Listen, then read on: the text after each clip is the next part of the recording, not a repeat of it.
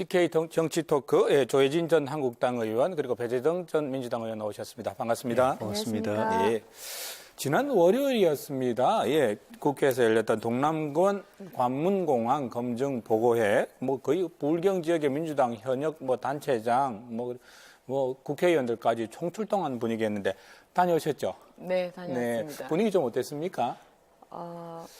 뭐 많은 분들이 보도를 통해서 보셨을 텐데요. 네. 아주 열기가 뜨거웠었고요.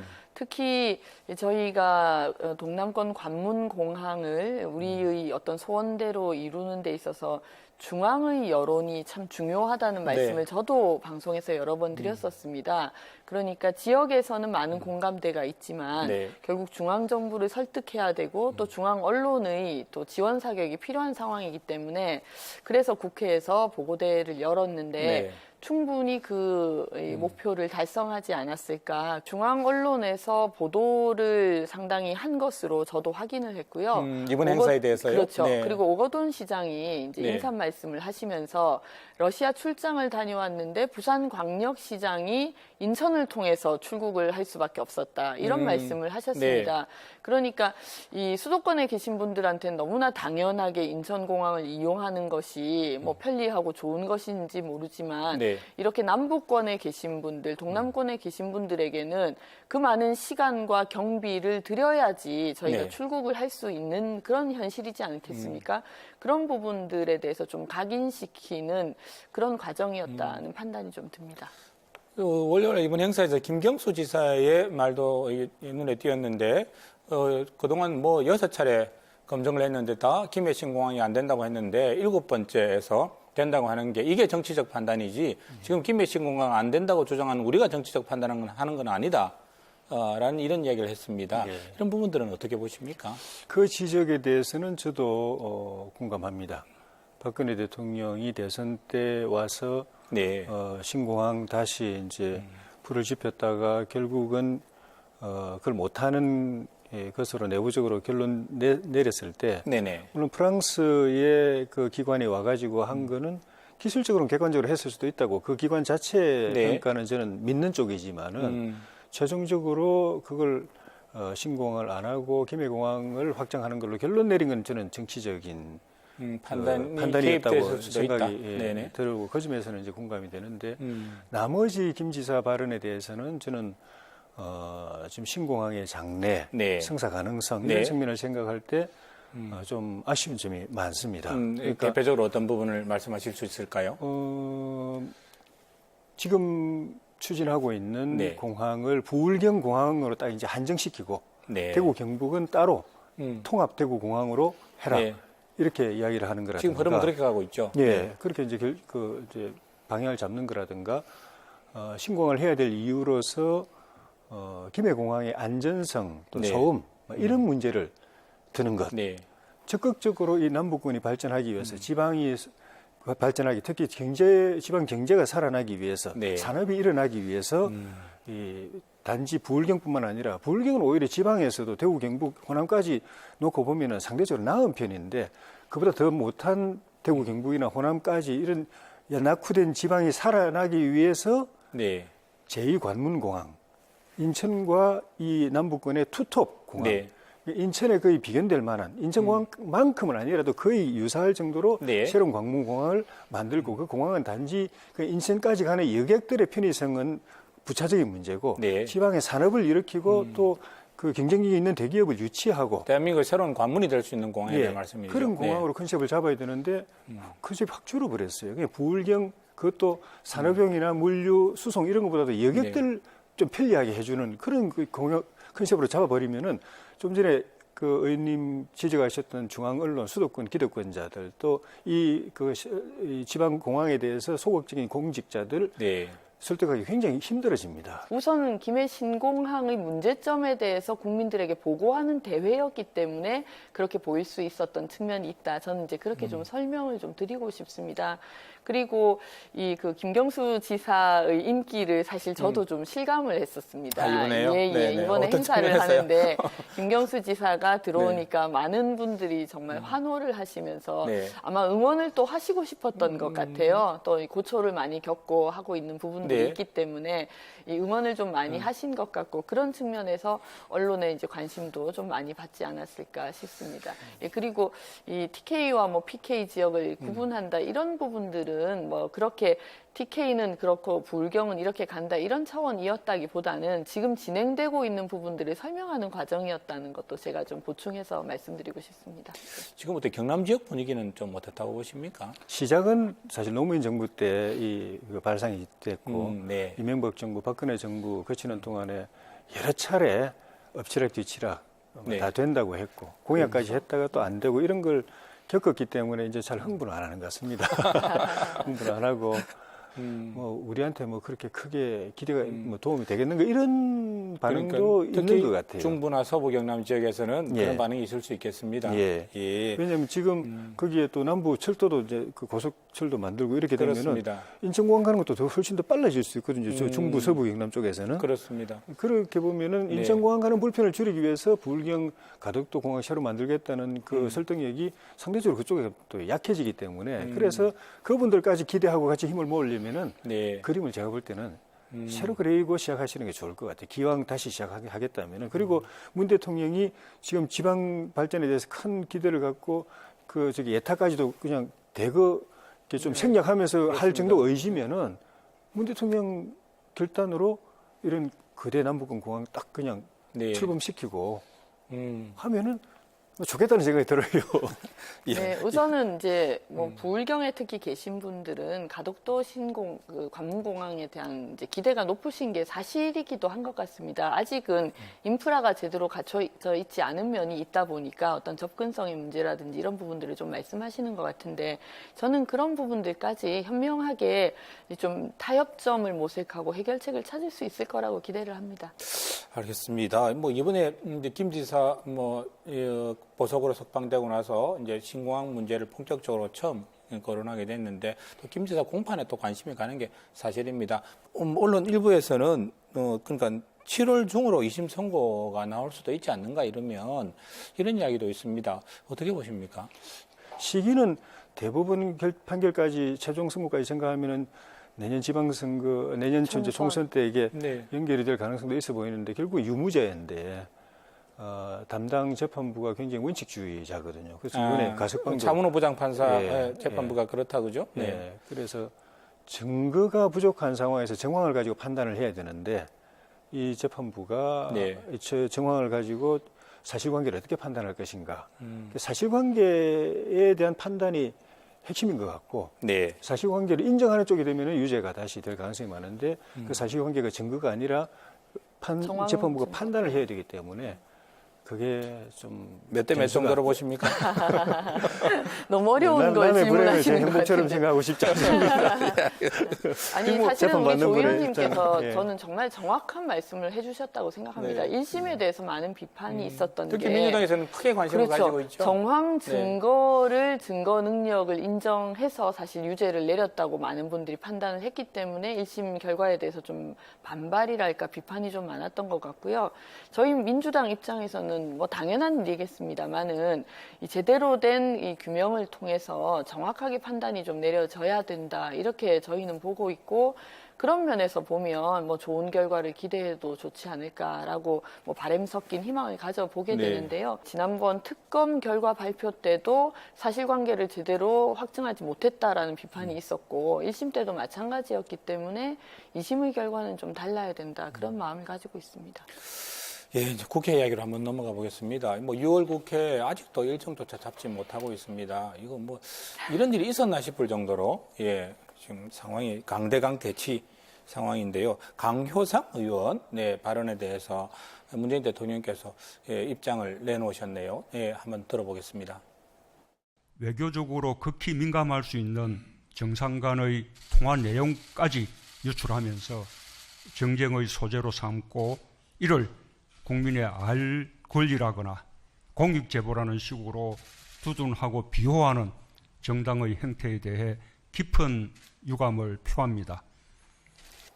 공직기강 부분에 대한 사과의 말씀도 하시고 또 방금 저 이야기도 하셨습니다. 어떻습니까? 지금 뭐 한국당과 강효상 의원을 질타하는 내용이라고 봐도 무방할 것 같은데요. 그렇게 말씀을 하신 것으로 저도 사실 네. 생각이 되는데 저는 이번 이제 대통령님의 말씀을 보면서 대통령님의 원칙주의자로서의 좀 성품이 드러난 게 아닌가라는 생각이 좀 들었습니다. 아마 정무적으로 판단을 했다면 굳이 대통령께서 그런 정당의 행태에 대한 비판이라는 형태까지 이렇게 취하시면 또 여야 간의 어떤 대치가 더 네. 좀 심해질 수 있는 부분은 분명히 있다고 생각이 되거든요.